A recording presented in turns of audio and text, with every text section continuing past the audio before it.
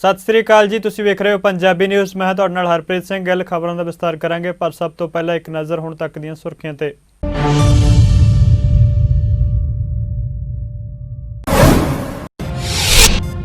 केंद्र सरकार ते किसान जथेबंदियां विचाले 7वें दौर की बैठक बेनतीजा। केंद्र सरकार ने कहा रद्द नहीं होणगे खेती कानून। किसान आगू खेती कानून रद्द करवाउण ते अड़े।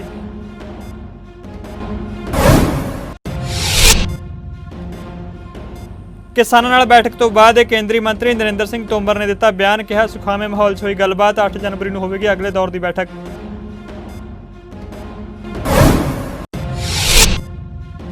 साल 2015 च बेअदबी मामले नूं लैके पंजाब ते हरियाणा हाईकोर्ट ने सीबीआई नूं दिता वड्डा झटका। 1 महीने अंदर केस नाल जुड़े दस्तावेज पंजाब पुलिस नूं सौंपण दे दिते हुकम।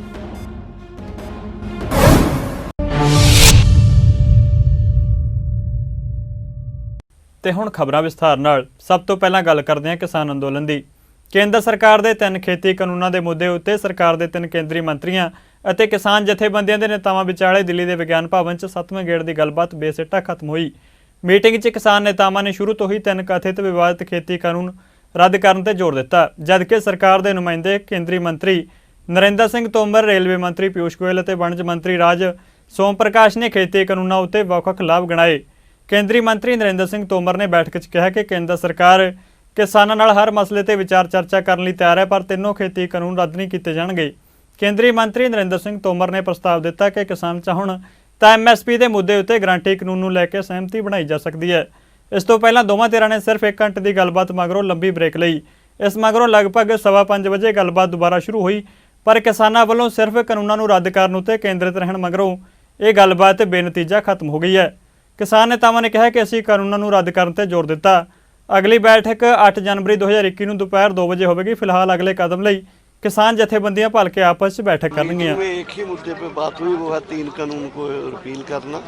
लेकिन आज की बात में ये बात गवर्नमेंट को बिल्कुल आइडियोलॉजिकली और उनको समझ आ गई कि ये किसान संगठन जो है अब रिपील के अलावा कोई बात नहीं करना चाहते हैं, जिसको खुद मिनिस्टर को बोलना चल पड़ा कि आप रिपील के अलावा कुछ नहीं मानोगे। हमने बोला नहीं मानेंगे, तो ठीक है फिर आगे डेट रख लो। 7 और 8 से हमने 8 तारीख को 2 बजे टाइम दे दिया। उन्होंने कहा कि होर किसान जथेबंदियां नाल गलबात करांगे ਜਿਹੜੀਆਂ ਕਹਿ ਰਹੀਆਂ ਕਿ ਇਹ ਕਾਨੂੰਨ ਸਹੀ ਹੈਗੇ ਨੇ। ਕਿਹੜੀਆਂ ਕਿਸਾਨ ਜਥੇਬੰਦੀਆਂ ਦਾ ਜ਼ਿਕਰ ਨਹੀਂ, ਉਹ ਪਤਾ ਨਹੀਂ ਕਿਹੜੀਆਂ ਦੇ ਕਹਿੰਦੇ ਨੇ, ਮੈਨੂੰ ਨਹੀਂ ਲੱਗਦਾ। ਵੈਸੇ ਟਾਲਣ ਦੀ ਗੱਲ ਸੀ, ਉਹ ਟਾਲਣ ਦੀ ਗੱਲ ਸੀ। 2 ਦਿਨਾਂ 'ਚ ਕਿਹੜਿਆਂ ਨਾਲ ਗੱਲ ਕਰਨਗੇ।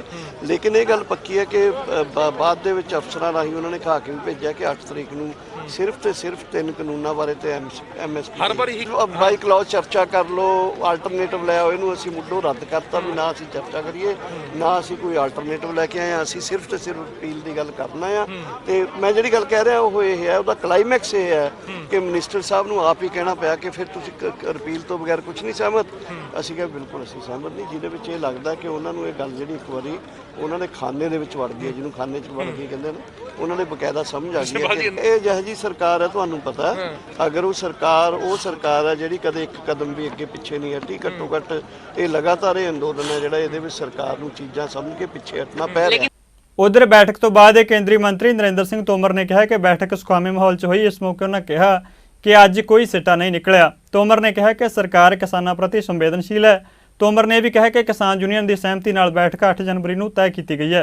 इसी पर बात चलती रही, थोड़ा बहुत बात MSP पर भी हुई, लेकिन आज हम कोई निर्णय तक नहीं पहुंच सके और इसलिए यूनियन और सरकार दोनों ने मिलकर तय किया कि 8 तारीख को पुनः 2 बजे बैठेंगे और इस चर्चा को आगे बढ़ाएंगे। चर्चा में स्वाभाविक रूप से माहौल अच्छा था, लेकिन एक्ट रिपील पर अड़े रहने के कारण कोई रास्ता बन नहीं पाया।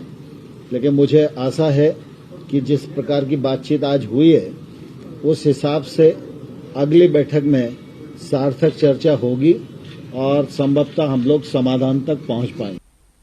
केंद्र सरकार ते किसान आगुआं विचाले विज्ञान भवन 'ਚ 7वें दौर की बैठक हुई। किसान जथेबंदियां दे आगुआं ने दिल्ली सिख गुरुद्वारा प्रबंधक कमेटी वालों लिआंदा लंगर छकिया ते केंद्रीय मंत्रियों नाल सरकारी खाना खाण तो इनकार कर दिता।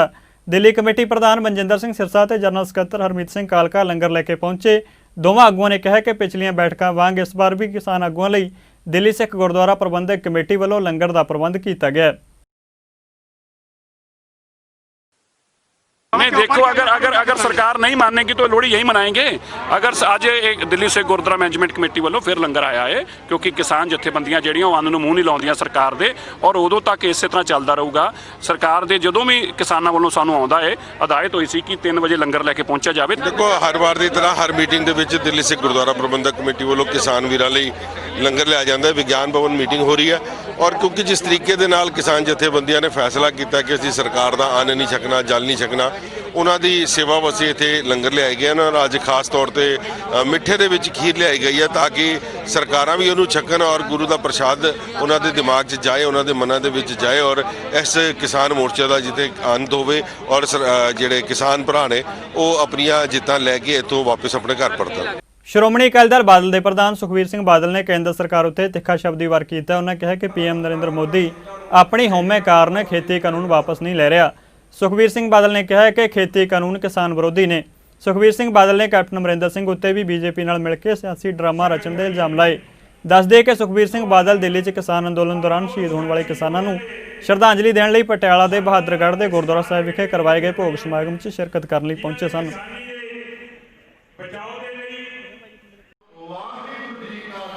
ਅੱਜ ਸ਼ਹੀਦਾਂ ਦੀ ਯਾਦ ਵਿੱਚ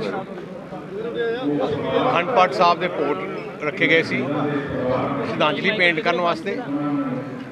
ਤੇ ਜਿਹੜਾ ਕਿਸਾਨ ਸੰਘਰਸ਼ ਜਿਹੜਾ ਚੱਲ ਰਿਹਾ ਹੈ ਉਹਦੀ ਸਫਲਤਾ ਵਾਸਤੇ ਅੱਜ ਅਰਦਾਸ ਅਸੀਂ ਕੀਤੀ ਹੈ।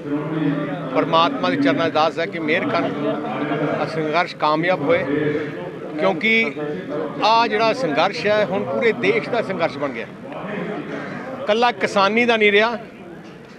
ਇਹਦੇ ਸੰਘਰਸ਼ ਵਿੱਚ ਵਪਾਰੀ ਵੀ ਹੈ, ਡਾਕਟਰ ਵੀ ਹੈ, ਵਕੀਲ ਵੀ ਹੈ, ਇੰਜੀਨੀਅਰ ਵੀ ਹੈ, ਮੁਲਾਜ਼ਮ ਵੀ ਹੈ, ਕਿਉਂਕਿ ਸਾਰਿਆਂ ਨੂੰ ਪਤਾ ਹੈ ਜੇ ਕਿਸਾਨੀ ਕਮਜ਼ੋਰ ਹੋਗੀ ਤਾਂ ਦੇਸ਼ ਕਮਜ਼ੋਰ ਹੋ ਜਾਊਗਾ ਤੇ ਦੇਸ਼ ਬਹੁਤ ਪਿੱਛੇ ਚਲੇ ਜਾਊਗਾ ਦੁਨੀਆ ਤੱਕ। ਕੱਲਾ ਇੱਕ ਇਨਸਾਨ ਜਿਹੜਾ ਨਹੀਂ ਸਮਝਦਾ ਪ੍ਰਾਈਮ ਮਿਨਿਸਟਰ ਮੋਦੀ ਹੈ, ਜਿਹੜੇ ਆਪਣੇ ਹੰਕਾਰ ਨੂੰ ਲੈ ਕੇ ਉਹਦੇ 'ਚ ਮੈਂ ਜ਼ਿਆਦੀ ਆਈ ਪਈ ਹੈ ਕਿ ਮੈਂ ਵਾਪਸ ਨਹੀਂ ਲੈਣਾ। ਤੋ ਇਸ ਕਰਕੇ ਜਿੰਨੀ ਉਹ ਲੇਟ ਕਰਨਗੇ ਉਨਾ ਸੰਘਰਸ਼ ਹੋਰ ਫੈਲੂਗਾ, ਹੋਰ ਵਧੂਗਾ, ਹੋਰ ਤਾਕਤਵਰ ਹੋਊਗਾ। ਸੰਘਰਸ਼ ਨੇ ਮੋਦੀ ਸਾਹਿਬ ਸੋਚਦੇ ਆ ਕਿ ਸੰਘਰਸ਼ ਜੇ ਲੇਟ ਹੋ ਕੇ ਕਮਜ਼ੋਰ ਹੋਊਗਾ, ਬਹੁਤ ਗਲਤਫਹਿਮੀ 'ਚ ਹੈ। ਜਿਹੜੇ ਕਿਸਾਨ ਹੈ ਪੂਰੀ ਜ਼ਿੰਦਗੀ ਸੰਘਰਸ਼ ਕਰਦੇ ਰਹਿੰਦੇ ਤੇ ਉਹਨਾਂ ਵਾਸਤੇ ਭਾਵੇਂ 2 ਮਹੀਨੇ ਹੋ ਭਾਵੇਂ 6 ਮਹੀਨੇ, ਜਿੰਨਾ ਤੱਕ ਵਾਪਸ ਕਾਨੂੰਨ ਨਹੀਂ ਹੁੰਦੇ ਉਹਨਾਂ ਨੇ ਉੱਥੇ ਹੀ ਰਹਿਣਾ। ਸੀਐਮ ਸਾਹਿਬ ਤਾਂ ਆਪ ਦੋਨੋਂ ਡਰਾਮੇ ਲੱਗੇ ਹੈ। ਕੈਪਟਨ ਅਮਰਿੰਦਰ ਸਿੰਘ ਦੀ ਜੋ ਸਾਂਝ ਬੀਜੇਪੀ ਸਰਕਾਰ ਨਾਲ ਹੈ, ਤੁਸੀਂ ਆਪ ਸਾਰੇ ਜਾਣਦੇ ਹੋ।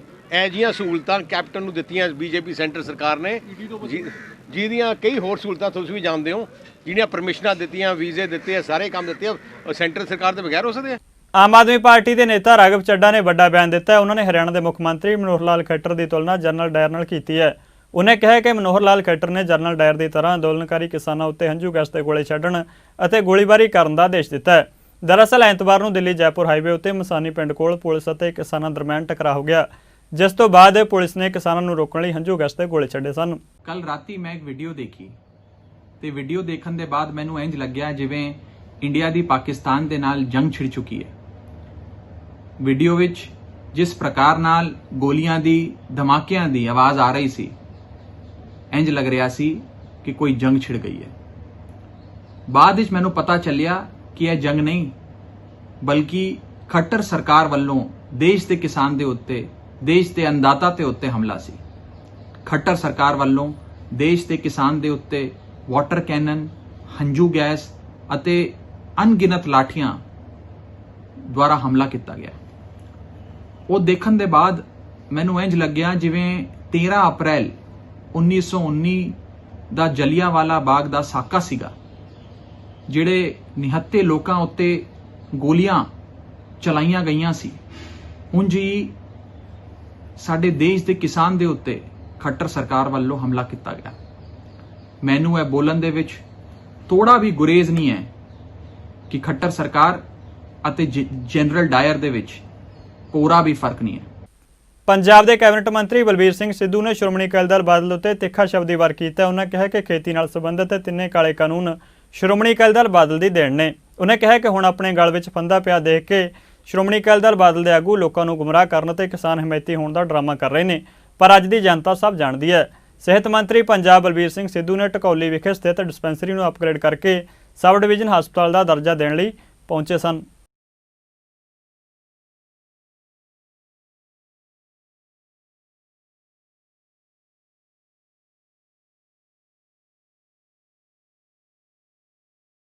ਬੱਚਾ ਗੁਣ ਗਾ ਰਿਹਾ ਸੀ ਫੌਜੀ ਦੇ ਕਿ ਬੜਾ ਅੱਛਾ ਕਾਨੂੰਨ ਹੈ।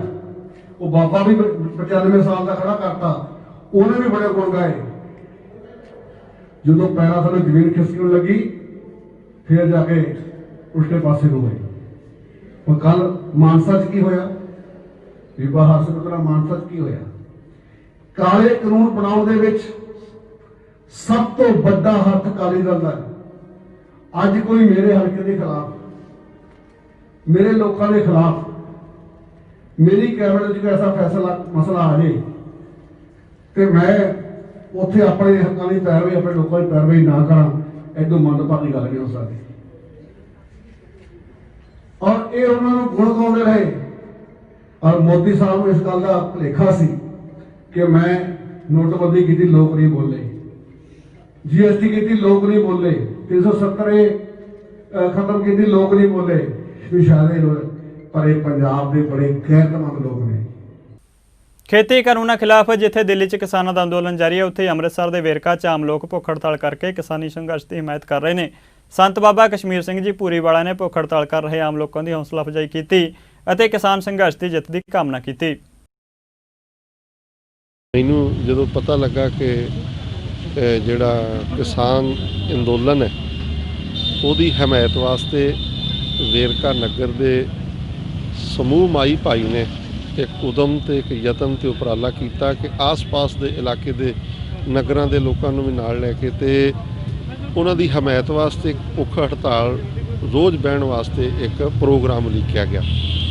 ਪਿਛਲੇ 10 ਦਿਨਾਂ ਤੋਂ ਇਹ ਪ੍ਰੋਗਰਾਮ ਚੱਲ ਰਿਹਾ ਤੇ ਦਾਸ ਵੀ ਅੱਜ ਵੇਰਕਾ ਨਗਰ ਦੀਆਂ ਮਾਤਾਵਾਂ ਜਿਹੜੀਆਂ ਨੇ ਉਹ ਭੁੱਖ ਹੜਤਾਲ ਤੇ ਬੈਠੀਆਂ ਨੇ ਤੇ ਉਹਨਾਂ ਨੂੰ ਉਹਨਾਂ ਦੇ ਮਾਣ ਸਨਮਾਨ ਵਾਸਤੇ ਉਹਨਾਂ ਨੂੰ ਸਿਰੋਪਾਓ ਵੀ ਦਿੱਤਾ ਹੈ ਸੰਗਤ ਦੇ ਨਾਲ ਹੋ ਕੇ। ਤੇ ਨਾਲ ਮੈਂ ਅਰਦਾਸ ਕਰਦਾ ਕਿ ਇਹ ਭੁੱਖ ਹੜਤਾਲ ਰਾਹੀਂ ਜਿਹੜੀ ਤਪੱਸਿਆ ਵੇਰਕਾ ਨਗਰ ਜਾਂ ਆਸ-ਪਾਸ ਦੇ ਨਗਰਾਂ ਵਾਲੇ ਕਰ ਰਹੇ ਨੇ, ਮਹਾਰਾਜ ਇਹਨਾਂ ਦੇ ਮਿਸ਼ਨ ਦੇ ਵਿੱਚ ਇਹਨਾਂ ਨੂੰ ਕਾਮਯਾਬੀ ਬਖਸ਼ੇ। ਸ਼੍ਰੋਮਣੀ ਗੁਰਦੁਆਰਾ ਪ੍ਰਬੰਧਕ ਕਮੇਟੀ ਦੀ ਪ੍ਰਧਾਨ ਬੀਬੀ ਜਗੀਰ ਕੌਰ ਨੇ ਕਿਹਾ ਕਿ ਕੇਂਦਰ ਸਰਕਾਰ ਕਿਸਾਨਾਂ ਨਾਲ ਗੱਲਬਾਤ ਕਰੇ ਅਤੇ ਖੇਤੀ ਦੇ ਕਾਲੇ ਕਾਨੂੰਨਾਂ ਨੂੰ ਤੁਰੰਤ ਰੱਦ ਕਰ ਦੇਵੇ। ਉਨ੍ਹਾਂ ਕਿਹਾ ਕਿ ਕਿਸਾਨਾਂ ਦਾ ਇਹ ਸੰਘਰਸ਼ ਸਮੁੱਚੇ ਦੇਸ਼ ਦੀ ਆਵਾਜ਼ ਬਣ ਚੁੱਕਿਆ ਤੇ ਕਿਸਾਨਾਂ ਦੀਆਂ ਭਾਵਨਾਵਾਂ ਤੇ ਦਰਦ ਨੂੰ ਸਮਝਦੇ ਹੋਏ ਖੇਤੀ ਕਾਨੂੰਨਾਂ ਨੂੰ ਬਿਨਾਂ ਸੋਚੇ ਸਮਝੇ ਕਿਸਾਨਾਂ ਉੱਤੇ ਥੋਪਣਾ ਕੇਂਦਰ ਸਰਕਾਰ ਲਈ ਉਚਿਤ ਕਦਮ ਨਹੀਂ ਹੈ। ਸ਼੍ਰੋਮਣੀ ਕਮੇਟੀ ਪ੍ਰਧਾਨ ਬੀਬੀ ਜਗੀਰ ਕੌਰ ਅੱਜ ਦਿੱਲੀ ਮੁੱਖ ਮਾਰਗ ਉੱਤੇ ਰਾਜਪੁਰਾ ਨੇੜੇ ਮਦਨਪੁਰ ਚਲਹੇੜੀ ਵਿਖੇ ਕਈ ਦਿਨਾਂ ਤੋਂ ਕਿਸਾਨ ਭਰਾਵਾਂ ਤੇ ਰਾਹਗੀਰਾਂ ਲਈ ਆਰੰਭ ਕੀਤੇ ਗਏ ਲੰਗਰ ਅਤੇ ਰਿਹਾਇਸ਼ੀ ਪ੍ਰਬੰਧਾਂ ਦਾ ਜਾਇਜ਼ਾ ਲੈਣ ਲਈ ਪਹੁੰਚੇ ਸਨ ਤੇ ਇਸ ਮੌਕੇ ਉਹਨਾਂ ਪੱਤਰਕਾਰਾਂ ਨਾਲ ਗੱਲਬਾਤ ਕੀਤੀ। ਸ਼੍ਰੋਮਣੀ ਕਮੇਟੀ ਪ੍ਰਧਾਨ ਬੀਬੀ ਜਗੀਰ ਕੌਰ ਨੇ ਕਿਹਾ ਕਿ ਦੇਸ਼ ਦਾ ਪ੍ਰਧਾਨ ਮੰਤਰੀ ਨਰਿੰਦਰ ਮੋਦੀ ਤਾਨਾਸ਼ਾਹੀ ਰਵੱਈਆ ਛੱਡੇ ਤੇ ਕਿਸਾਨਾਂ ਦੀ ਫਰਿਆਦ ਮੰਨੇ। ਚੜ੍ਹਦੀ ਕਲਾ ਟਾਈਮ ਟੀਵੀ ਦੇਖ ਰਹੇ ਸਾਰੇ ਦਰਸ਼ਕਾਂ ਦਾ ਬਹੁਤ-ਬਹੁਤ ਸਵਾਗਤ ਹੈ। ਸ਼੍ਰੋਮਣੀ ਗੁਰਦੁਆਰਾ ਪ੍ਰਬੰਧਕ ਕਮੇਟੀ ਵੱਲੋਂ ਜਿਹੜਾ ਕਿਸਾਨਾਂ ਦੇ ਲਈ ਜਿਹੜਾ ਲੰਗਰ ਦਾ ਪ੍ਰਬੰਧ ਕੀਤਾ ਗਿਆ ਹੈ, ਗੱਲਬਾਤ ਕਰਦੇ ਹਾਂ ਸ਼੍ਰੋਮਣੀ ਕਮੇਟੀ ਦੇ ਪ੍ਰਧਾਨ ਬੀਬੀ ਜਗੀਰ ਕੌਰ ਦੇ ਨਾਲ। ਕਿਸ ਤਰ੍ਹਾਂ ਦੇਖਦੇ ਹੋ ਤੁਸੀਂ ਜਿਹੜਾ ਪ੍ਰਬੰਧ ਕੀਤਾ ਗਿਆ ਹੈ, ਕੀ ਸੰਦੇਸ਼ ਹੈ? ਦੇਖੋ, ਅਸੀਂ ਮਹਿਸੂਸ ਕੀਤਾ ਵੀ ਸਿੰਘੂਪੁਰ ਬਾਰਡਰ ਤੇ ਵੀ ਬੜਾ ਪ੍ਰਬੰਧ ਹੈ, ਟਿੱਕਰੀ ਬਾਰਡਰ ਤੇ ਬੜਾ ਹੈ, ਗਾਜ਼ੀਆਬਾਦ ਉਧਰਲੇ ਪਾਸੇ ਉੱਤਰਾਖੰਡ ਤੋਂ ਆਏ ਉੱਥੇ ਵੀ ਅਸੀਂ ਪ੍ਰਬੰਧ ਕੀਤੇ ਹੈ, ਸਾਰੇ ਲੰਗਰਾਂ ਦੇ, ਰਿਹਾਇਸ਼ ਦੇ, ਟਾਇਲਟਸ ਦੇ, ਸਾਰਾ ਕੁਝ। ਤੇ ਇਹ ਅਸੀਂ ਸਾਰਾ ਸਰਵੇ ਕਰਾਇਆ ਸੀ ਕਿ ਜਿਉਂ ਚੱਲਦੇ ਆ ਲੋਕ ਅੰਮ੍ਰਿਤਸਰ ਤੋਂ ਲੈ ਕੇ ਤੇ ਰਸਤੇ ਵਿੱਚ ਕੋਈ ਵੱਡੇ ਲੰਗਰ ਨਹੀਂ ਸੀ। ਭਾਵੇਂ ਸਾਡੇ ਗੁਰਦੁਆਰੇ 'ਚ ਪ੍ਰਬੰਧ ਹੈ, ਮੰਜੀ ਸਾਹਿਬ, ਦੀਵਾਨ ਹਾਲ, ਅੰਬਾਲੇ 'ਚ, ਫਤਿਹਗੜ੍ਹ ਸਾਹਿਬ, ਕਿਉਂਕਿ ਕਈ ਵਾਰੀ ਸੜਕ ਤੋਂ ਉਤਰ ਕੇ ਲੋਕ ਨਹੀਂ ਜਾਂਦੇ। ਉਹ ਅਸੀਂ ਮਹਿਸੂਸ ਕਰਦੇ ਸੀ ਕਿ ਲੋਕਾਂ ਨੂੰ ਤਕਲੀਫ ਆ ਰਹੀ ਹੈ ਕਿ ਰਸਤੇ ਵਿੱਚ ਖਲੋਣਾ ਉਹਨਾਂ ਲਈ ਔਖਾ ਹੁੰਦਾ। ਫਿਰ ਇਹ ਤਾਂ ਕੀਤਾ ਸੀ, ਇੱਕ ਤੇ GT ਰੋਡ ਦੇ ਉੱਤੇ ਹੈ, ਇੱਕ ਇੱਥੇ ਲੰਗਰ ਲੱਗੇਗਾ, ਲੋਕ ਘੜੀ ਸਾਹ ਵੀ ਲੈ ਲੈਂਦੇ ਹੈ। ਦੂਜਾ, ਜੇ ਕਿਸੇ ਨੂੰ ਰਾਤ ਪੈ ਜੇ, ਬਹੁਤ ਹੀ ਲੇਟ ਹੋ ਜੇ ਜਾਂ ਕਿਸੇ ਨੂੰ ਕੋਈ ਮੁਸ਼ਕਲ ਆ ਜੇ, ਉਹ ਰੁਕਣਾ ਚਾਹਵੇ ਤੇ ਇੱਥੇ ਵੀ ਰੁਕਣ ਦਾ ਵੀ ਪ੍ਰਬੰਧ ਕੀਤਾ ਕਿ 400-500 ਵਿਅਕਤੀ ਦੀ ਰਿਹਾਇਸ਼ ਦਾ ਪ੍ਰਬੰਧ ਕਰਕੇ ਕਿ ਜਿਹੜਾ ਵੀ ਆਵੇ ਉਹ ਆਪਣੀ ਰਿਹਾਇਸ਼ ਕਰ ਸਕੇ। ਸਾਲ 2015 ਦੇ ਬੇਅਦਬੀ ਮਾਮਲਿਆਂ ਦੀ ਜਾਂਚ ਬਾਰੇ ਸੂਬਾ ਸਰਕਾਰ ਵੱਲੋਂ ਲਏ ਸਟੈਂਡ ਦੀ ਪੁਸ਼ਟੀ ਕਰਦਿਆਂ ਪੰਜਾਬ ਤੇ ਹਰਿਆਣਾ ਹਾਈ ਕੋਰਟ ਨੇ ਕੇਂਦਰੀ ਜਾਂਚ ਬਿਊਰੋ ਨੂੰ ਇਹਨਾਂ ਕੇਸਾਂ ਨਾਲ ਸੰਬੰਧਿਤ ਸਾਰੀਆਂ ਕੇਸ ਡਾਇਰੀਆਂ ਅਤੇ ਕਾਗਜ਼ਾਤ 1 ਮਹੀਨੇ ਦੇ ਅੰਦਰ ਪੰਜਾਬ ਪੁਲਿਸ ਦੇ ਹਵਾਲੇ ਕਰਨ ਦੇ ਹੁਕਮ ਦੇ ਦਿੱਤੇ ਨੇ। ਇਸ ਮੁੱਦੇ ਉੱਤੇ ਹਾਈ ਕੋਰਟ ਦੇ ਆਦੇਸ਼ਾਂ ਨੂੰ ਸੂਬਾ ਸਰਕਾਰ ਦੇ ਰੁਖ ਦੀ ਹਮਾਇਤ ਕਰਾਰ ਦਿੰਦਿਆਂ ਮੁੱਖ ਮੰਤਰੀ ਕੈਪਟਨ ਅਮਰਿੰਦਰ ਸਿੰਘ ਨੇ ਕਿਹਾ ਕਿ ਹੁਣ ਸਮਾਂ ਆ ਗਿਆ ਹੈ ਕਿ CBI ਅਦਾਲਤਾਂ ਦੀਆਂ ਹਦਾਇਤਾਂ ਉੱਤੇ ਗੌਰ ਕਰੇ ਤੇ ਕੇਸ ਨਾਲ ਸੰਬੰਧਿਤ ਫਾਈਲਾਂ ਸੂਬੇ ਨੂੰ ਸੌਂਪ ਦੇਵੇ ਤਾਂ ਜੋ ਇਹਨਾਂ ਜੁਰਮਾਂ ਦੇ ਗੁਨਾਹਗਾਰਾਂ ਨੂੰ ਸਜ਼ਾ ਦਿਵਾਈ ਜਾ ਸਕੇ। ਮੁੰਬਈ ਦੀ ਸੈਸ਼ਨ ਕੋਰਟ ਨੇ ਗੈਂਗਸਟਰ ਛੋਟਾ ਰਾਜਨ ਅਤੇ 3 ਹੋਰਾਂ ਨੂੰ ਜਬਰਨ ਵਸੂਲੀ ਦੇ ਮਾਮਲੇ 'ਚ 2 ਸਾਲ ਕੈਦ ਦੀ ਸਜ਼ਾ ਸੁਣਾਈ ਹੈ। ਛੋਟਾ ਰਾਜਨ ਦੇ ਉੱਪਰ ਇਸ ਸਾਲ 2015 'ਚ ਪਨਵੇਲ ਦੇ ਬਿਲਡਰ ਨੰਦੂ ਬਾਜੇਕਰ ਨੂੰ ਧਮਕਾ ਕੇ 26 ਕਰੋੜ ਦੀ ਜਬਰਨ ਵਸੂਲੀ ਮੰਗਣ ਦਾ ਦੋਸ਼ ਹੈ। ਦੱਸਿਆ ਜਾ ਰਿਹਾ ਹੈ ਕਿ ਨੰਦੂ ਬਾਜੇਕਰ ਨੇ ਸਾਲ 2015 'ਚ ਪੁਣੇ 'ਚ ਇੱਕ ਜ਼ਮੀਨ ਖਰੀਦੀ ਸੀ। ਇਸ ਦੇ ਵਿੱਚ ਏਜੰਟ ਪਰਮਾਨੰਦ ਠੱਕਰ ਨੂੰ 2 ਕਰੋੜ ਰੁਪਏ ਕਮਿਸ਼ਨ ਦੇ ਤੌਰ ਉੱਤੇ ਦੇਣ ਦੀ ਗੱਲ ਤੈਅ ਹੋਈ, ਪਰ ਠੱਕਰ ਨੂੰ ਹੋਰ ਪੈਸੇ ਚਾਹੀਦੇ ਸਨ ਜੋ ਬਾਜੇਕਰ ਨੂੰ ਦੇਣੇ ਮਨਜ਼ੂਰ ਨਹੀਂ ਸੀ। ਇਸ ਤੋਂ ਬਾਅਦ ਇਹ ਠੱਕਰ ਨੇ ਛੋਟਾ ਰਾਜਨ ਨਾਲ ਸੰਪਰਕ ਸਾਧਿਆ ਅਤੇ ਬਿਲਡਰ ਨੂੰ ਧਮਕਾ ਕੇ 2 ਕਰੋੜ ਤੋਂ ਵੱਧ ਦੀ ਰਕਮ ਵਸੂਲਣ ਦੀ ਅਪੀਲ ਕੀਤੀ। ਇਸ ਮਾਮਲੇ 'ਚ ਛੋਟਾ ਰਾਜਨ ਨੇ ਆਪਣੇ ਕੁਝ ਲੋਕਾਂ ਨੂੰ ਬਾਜੇਕਰ ਦੇ ਦਫ਼ਤਰ ਭੇਜਿਆ ਤੇ ਉਸ ਨੂੰ ਧਮਕੀ ਦੇਣੀ ਸ਼ੁਰੂ ਕਰ ਦਿੱਤੀ। ਉਹਨਾਂ ਲੋਕਾਂ ਨੇ 2 ਕਰੋੜ ਬਦਲੇ ਬਾਜੇਕਰ ਤੋਂ 26 ਕਰੋੜ ਰੁਪਏ ਦੀ ਮੰਗ ਕੀਤੀ ਅਤੇ ਉਸ ਨੂੰ ਜਾਨੋਂ ਮਾਰਨ ਦੀ ਧਮਕੀ ਦਿੱਤੀ ਸੀ। ਪੰਜਾਬ ਦੇ ਕੈਬਨਿਟ ਮੰਤਰੀ ਭਾਰਤ ਭੂਸ਼ਣ ਆਸ਼ੂ ਨੇ ਚੰਡੀਗੜ੍ਹ 'ਚ ਪ੍ਰੈਸ ਕਾਨਫਰੰਸ ਕੀਤੀ, ਜਿਸ ਦੌਰਾਨ ਉਹਨਾਂ ਕੈਪਟਨ ਸਰਕਾਰ ਦੇ 4 ਸਾਲ ਮੁਕੰਮਲ ਹੋਣ ਤੇ ਆਪਣੇ ਵਿਭਾਗ ਦਾ ਲੇਖਾ ਜੋਖਾ ਲੋਕਾਂ ਸਾਹਮਣੇ ਰੱਖਿਆ। ਉਹਨਾਂ ਕਿਹਾ ਕਿ ਕੈਪਟਨ ਅਮਰਿੰਦਰ ਸਿੰਘ ਦੀ ਅਗਵਾਈ 'ਚ ਪੰਜਾਬ ਸਰਕਾਰ ਨੇ ਨਿਰੰਤਰ ਲੋਕ ਹਿਤੈਸ਼ੀ ਕਦਮ ਚੁੱਕੇ ਨੇ। ਭਾਰਤ ਭੂਸ਼ਣ ਆਸ਼ੂ ਨੇ ਵੀ ਕਿਹਾ ਕਿ ਪੰਜਾਬ ਵਿੱਚ ਪਿਛਲੇ 4 ਸਾਲਾਂ ਤੋਂ ਅਨਾਜ ਕਦੇ ਖਰਾਬ ਨਹੀਂ ਹੋਇਆ, ਜਦਕਿ ਪਹਿਲਾਂ ਹਜ਼ਾਰਾਂ ਮੀਟ੍ਰਿਕ ਟਨ ਅਨਾਜ ਸਟੋਰਾਂ ਵਿੱਚ ਖਰਾਬ ਹੋ ਜਾਂਦਾ ਸੀ। ਅੱਜ ਨਵੇਂ ਸਾਲ 'ਚ 4 ਸਾਲ ਪੂਰੇ ਹੋਣ ਤੋਂ ਬਾਅਦ ਫੂਡ ਡਿਪਾਰਟਮੈਂਟ ਦੀਆਂ, ਕਿਉਂਕਿ ਇਸ ਸਰਕਾਰ ਦੇ ਆਉਣ ਤੋਂ ਬਾਅਦ ਬੜੇ ਡਿਪਾਰਟਮੈਂਟ 'ਚ ਰਿਫਾਰਮਸ ਆਏ ਸੀਗੇ, ਬੜੀਆਂ ਉਪਲਬਧੀਆਂ ਹੈ। ਸਭ ਤੋਂ ਪਹਿਲਾਂ ਮੈਂ ਡਿਸਟ੍ਰੀਬਿਊਸ਼ਨ ਦੀ ਗੱਲ ਕਰਾਂਗਾ। ਡਿਸਟ੍ਰੀਬਿਊਸ਼ਨ 'ਚ ਅਸੀਂ ਕਾਫੀ ਰਿਫਾਰਮਸ ਲਿਆਂਦੇ, ਕਿਉਂਕਿ ਤਕਰੀਬਨ 1 ਕਰੋੜ 41 ਲੱਖ ਬੰਦਿਆਂ ਦੇ ਕੋਲ ਸਾਡੀ ਡਿਸਟ੍ਰੀਬਿਊਸ਼ਨ 'ਚ ਅਸੀਂ ਕਣਕ ਵਗੈਰਾ ਭੇਜਦੇ ਹਾਂ।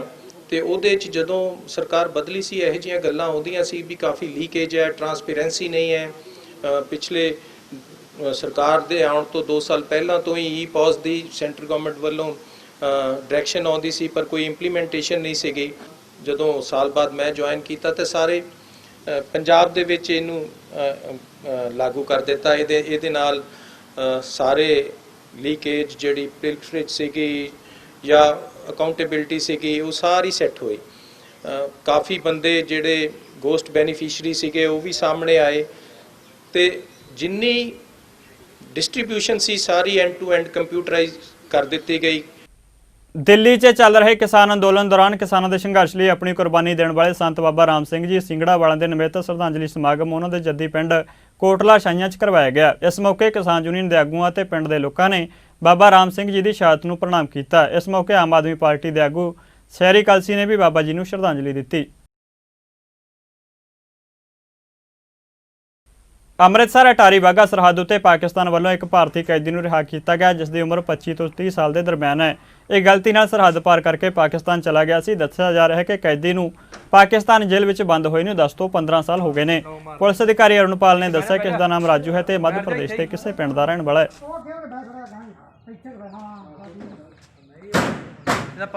ਫਿਲਹਾਲ ਅੱਜ ਲਈ ਖਬਰਾਂ ਵਿੱਚ ਇੰਨਾ ਹੀ। ਤੁਸੀਂ ਬਣੇ ਰਹੋ ਚੜ੍ਹਦੀ ਕਲਾ ਟਾਈਮ ਟੀਵੀ ਦੇ ਨਾਲ।